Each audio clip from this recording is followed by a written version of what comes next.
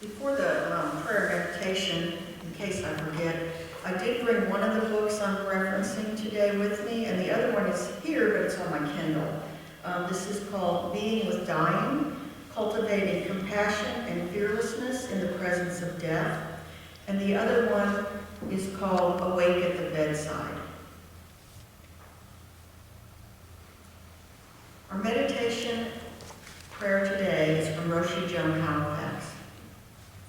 In the experience of caregiving, there is a delicate balance between opening our hearts endlessly with compassion and accepting the limits of what we can do and how others feel, maintaining equanimity. We must cultivate this balance between the tenderness of the heart in response to suffering and the spacious stillness that accepts things as they are. Please get comfortable, close your eyes or soften your gaze. Breathe and listen to these words of prayer and meditation. May my love for others flow boundlessly. May the power of living kindness sustain me. May I find the inner resources to truly be able to give. May I remain in peace and let go of expectations. May I offer my care and presence unconditionally, knowing it may be met by gratitude, indifference, anger, or anguish. May I offer love, knowing that I cannot control the course of life, suffering, or death. May I see my limits compassionately, just as I view the suffering of others. May I accept things as they are. Namaste and blessed be. First, I want to welcome my good friends, Candace and Susie, who drove quite a little distance to get here to hear this today, and I really appreciate them joining us.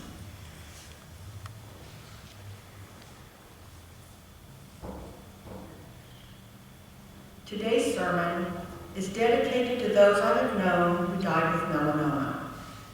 Friends Mike May and Delane Jones, and my cousin Brent Milby. One of my early childhood memories is of attending my great-grandmother Lena Briney's funeral. She was born in 1890 and died in 1965, and my mom and I lived with her for about a year when my dad first joined the Army. I remember it best due to my youngest sisters accidentally locking themselves in the bathroom at the funeral home and unable to get out. And I thank my mother for the color commentary she provided so my memories could be filled out. My middle sister was pounding on their door, yelling, "Get us out of here!" And my mother was trying to tell them how to unlock the door. They had removed a skeleton key, we're old, from the inside of the door. My uncle was on the verge of removing the hinges from the door when finally someone managed to get the door open. My family has always included children as we navigate death. I have photos of toddler William and his toddler cousins at my grandpa's funeral. That is not the same for every family, but it is so important to learn early that death is the natural end of our lives. I learned very early in life that death does not always come on our timeline or at our convenience, but it does come, and it is part of life. How we think about it and handle it with others prepares us for our own ultimate last journey. Perhaps that awareness led me on my path to become a social worker and work with folks facing all kinds of traumas and losses, including death. It certainly contributed. Roshi Joan Halifax, in her book, Being with Dying, says, for many of us, the journey into being with dying begins with a diagnosis, either our own or that of a friend or relative, Alzheimer's, cancer, diabetes, a failing heart. For others, it is the loss of a son in a war, the shooting of a daughter in a schoolyard, the death of a coal miner under the press of earth and stone. Suddenly, we're thrust into uncharted territory. We leave behind everything familiar and move into the unknown. In Buddhist terms, we're called into a realm of not knowing, or beginner's mind. My first personal experience, where I truly faced my own mortality, was in my mid to late 20s, when I needed major surgery for endometriosis. And as if that wasn't enough, that was quickly followed by a cancer diagnosis of melanoma. This was my first experience with that unknown. And even today, when I talk with others about a diagnosis or uncertain outcomes they may be facing, we discuss that feeling of anxiety that is present when we just don't know what is coming next. When facing these unknowns, we may react in a multitude of ways. When I learned I would have to have significant surgery at 27, I immediately went out and bought a beautiful silk nightshirt and robe, which precedes my now fully vegan lifestyle. Perhaps I was comforting myself. Or maybe I wanted to look my best and die in style, and both are perfectly acceptable choices. As it turned out, obviously, my cancer prognosis was much brighter than my doctor thought it would be, and I recovered and moved on with my life with no treatment needed after having the wide excision of skin. But what I would have given for contemplative palliative care during that time. In Awake at the Bedside, which is a compilation from various authors, Diane Meyer writes, "This is the vision. Wherever you go, there's palliative care. You shouldn't have to be in the hospital or be in hospice. Palliative care can be just part of what you get when you have a serious illness." Isaac Asimov said, "Life is pleasant, death is peaceful. It's the transition that is troublesome." That's what we are here for. I love these words from William Gibson. The future is here now. It is just not evenly distributed. So that is why our work is so important, so that care becomes evenly distributed. Contemplative care is the embodiment, ethos, and practice of palliative care. It is palliative care. And those of us who are not Buddhist monks are borrowing from the wisdom traditions to practice the work that we do with patients. Contemplative care is a coming home. The good news, and this is me talking, is this is becoming more and more the norm. At my workplace, we recommend palliative care now for our patients with chronic illness, and it provides extra support, discussion of end-of-life wishes, and normalizes having those discussions. 25 years ago, at the age of 60, my dad, Cosby Willis, was diagnosed with cancer. But while still in the first few weeks of identifying what kind of cancer and a course of treatment, he took a downward spiral towards death. Gary was just getting back from a trip, and I was home with our son William when my dad called to tell me what was going on. Then the next thing we knew, he was in the hospital and failing. I remember speaking at length with the oncology nurse who was on the floor and discussing how far away we were and should we come. Well, interestingly enough, she had just been here from Illinois, bringing her daughter to school here on a road trip. And when she said, "Yes, you should come," we came. We found a friend to take care of our pets, and we hit the road as soon as we could to drive to Illinois. We drove all night. I believe my dad was in multi-organ failure by then, while we were en route. I spoke to family several times as we drove the 1,000 miles to get there. He was surrounded by siblings, in-laws, nieces, nephews, and my sisters. When we arrived at the hospital, we of course were not at the closest entrance to where his room was, so it did take us some time to navigate our way to his room. and someone had mentioned to him, or maybe just said it as they were looking out the window at this small hospital parking lot, that we were there. So by the time we got to the room, he had passed. I know in my soul that telling him we were there brought him the peace and willingness to let go and exit this life. So while I was not able to be present at the moment I wanted to be, his experience was that I was present, and that is what comforted me. I moved past my own concerns, my own suffering, and was able to treasure the peace my dad had in his transition. In Being with Dying, Roshi Jones says, so many of us feel aversion in the presence of pain and suffering, but our awakening can begin to happen when we're finally drawn through the tight knot of suffering into the world of suffering around us.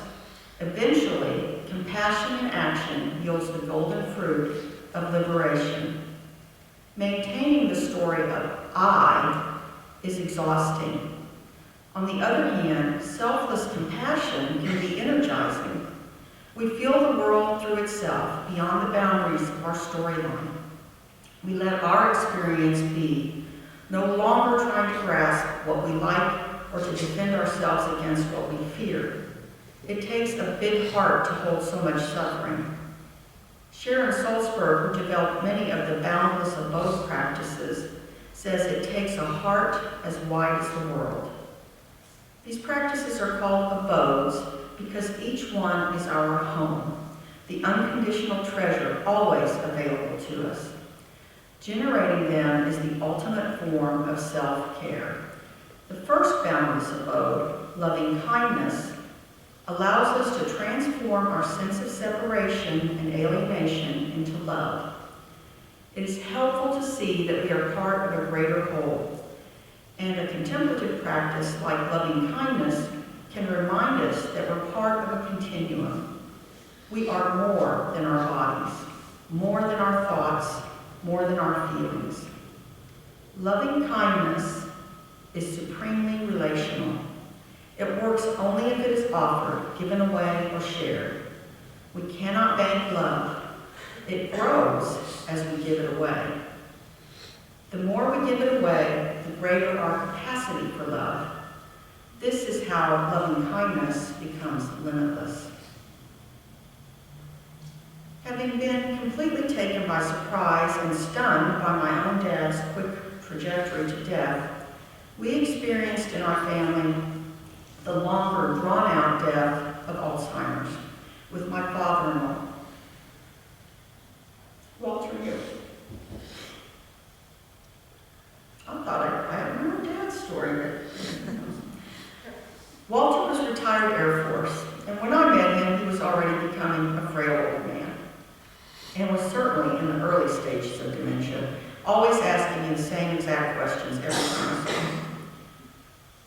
When his wife had a serious stroke, it became very apparent he could not function on his own, and we moved him first to our home and then to a personal care home. Walter had gone from someone who worked crosswords and solved Wheel of Fortune puzzles to someone who could no longer write or process well enough to do those things he enjoyed so much. He had to give up his nicotine after the home manager found him on the porch with 4 lit cigarettes and his jacket ablaze, which didn't hurt him. Fortunately, he had on a heavy jacket. Connecting with him was difficult as the disease progressed, so I took to reading Psalms to him right up in his ear. He was very hard of hearing, which was familiar, and it brought him some level of comfort. Ultimately, he had moved to a nursing facility for the end of his life. When admitted, we requested a do not resuscitate order. As it turned out, someone dropped the ball with getting that order on the chart. And he coded, and they revived him, and he was in the emergency room.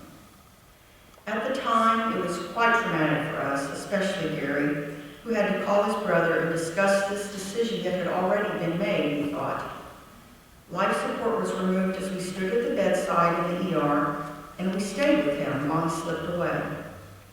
Now, many years later, I find that was a gift, as it allowed us to be with him as he made his transition. Perhaps that was what he needed to let go. In Awake at the Bedside, Elizabeth Kubler-Ross speaks of the importance of autonomy for even younger persons who are facing their mortality. And she tells this story.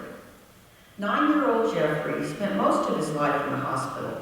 He had every treatment you can imagine. Then a young physician came to the hospital and said, "We're going to start another experimental chemotherapy." The mother and father were so depleted, no one spoke up. I happened to be visiting that day, meaning Kubler-Ross, not mine. And I said, "Has anyone asked Jeffrey what he wants?" And everyone said no. And I said, "You have to ask Jeffrey, because if Jeffrey fights against another round of chemotherapy, he will die getting the therapy. But if he really wants another year or another few months of life, he will fight along with you and will have a good chance." They asked Jeffrey, and he looked up at all of us in disgust. "I don't know why you have to make us kids so sick in order to make us well." It was a very clear no, thank you. And his parents were able to hear this because they loved him enough. They were able to say, "Would you like us to take you home?" And Jeffrey said yes. I was ready to say goodbye then, but he said, "No, you will come with me." I looked at my watch because I have a lot of Jeffreys, but he said, "It won't take long." So I said to him, "Do we have some unfinished business?" And he said, "Yes." So we drove to suburbia, into the driveway, and into the garage. Jeffrey said, "I want Dad to take my bicycle down from the wall." It was 3 years old, but brand new. It was Jeffrey's biggest dream to ride his bike around the block, but he had been too sick to ever do it. "Dad," he said, "I want you to put the training wheels on." I don't know whether you realize how painful it is for a 9-year-old to have training wheels put on. I can't tell you just how sick this child was, pale, weak. He looked at me and said while holding the bike up, "And you, all you need to do is hold my mom back." His mother had never learned to hold herself back, to not prop him up, and she cheated him of his greatest victories. So I'm holding on to the mom, and the father's holding on to me, and all this while this very sick child climbs onto the bicycle and takes off. He rides around the block and comes back with a huge beaming grin across his face, and with the same authoritarian voice says, "Dad, you can take the training wheels off, shine up the bike, and carry it up to my room. When Dougie comes home, send him up." 2 weeks later, Dougie, the next youngest, told us what had happened upstairs. Jeffrey had told him that he wanted him to have his bicycle as a gift for his birthday, which was 2 weeks later. "I won't be around at your birthday," Jeffrey had said. But it wasn't an unconditional gift. It was given with one condition. Never, ever use those damn training wheels. When I was a manager over the counseling programs at Montgomery County Women's Center, one of my employees became very ill and was in St. Luke's for 3 months in ICU. She was alert but could not speak due to a ventilator, and I visited her many times, sitting and talking with her about our colleagues, her family, and what she thought might happen with her continued stay in the hospital. One night I asked her if she thought she was going to die. She shook her head yes, and I agreed with her that it seemed like that could happen, possibly.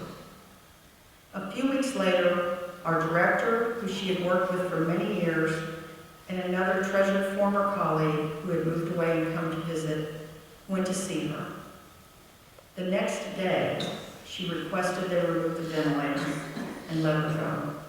She died late that night on her own terms with dignity and autonomy. In 2019, our good friend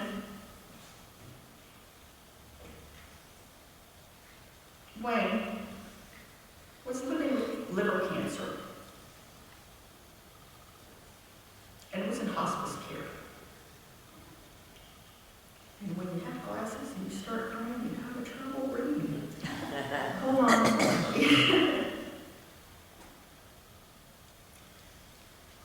He had decided he didn't want to prolong treatment any longer. He was home on hospice, and Gary and I were on vacation. We returned home, and the very next morning at 5:30, Jill called to tell us he was in transition. The hospice nurse was there, and we quickly dressed and drove to their home. We were there when he left, touching him and present. Presence, I'm telling you, is the most important thing you ever give anybody, living, dying, or otherwise.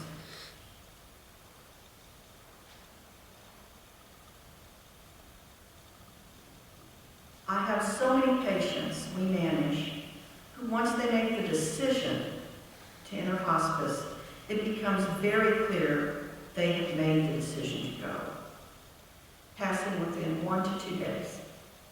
My own stepfather, Martin, passed within 24 hours of going on hospice service. Once we give permission and our people know we are okay, it seems often they then feel okay with leaving us and finding peaceful passage. I'll conclude with Joan Halifax on the importance of a community during this final journey. She says, "I don't think we can sanely do the work of being with dying outside of some form of community. So many relationships around a dying person make a difference. We need to be aware of who cares, how they care, and how they feel about caring. Be tolerant of differences in caregiving styles. There is no one right way to take care of a dying person, and most of us do the very best we can. I keep learning to accept things as they are, whether the truth of suffering or differing views and beliefs about sickness and dying. In the final analysis, it probably won't be our faiths or beliefs that guide the dying person and the community. So we may as well let go of trying to be right. If we are lucky, the whole community is hanging in there with us." In this poem by Rumi, the guest house. This being human is a guest house. Every morning, a new arrival, a joy, a depression, a meanness. Some momentary awareness comes as an unexpected visitor. Welcome and entertain them all. Even if they are a crowd of sorrows who violently sweep our house empty of its furniture, still treat each guest honorably. He may be clearing you out for some new delight. The dark thought, the shame, the malice, meet them at the door laughing and invite them in. Be grateful for whoever comes, because each has been sent as a guide from beyond.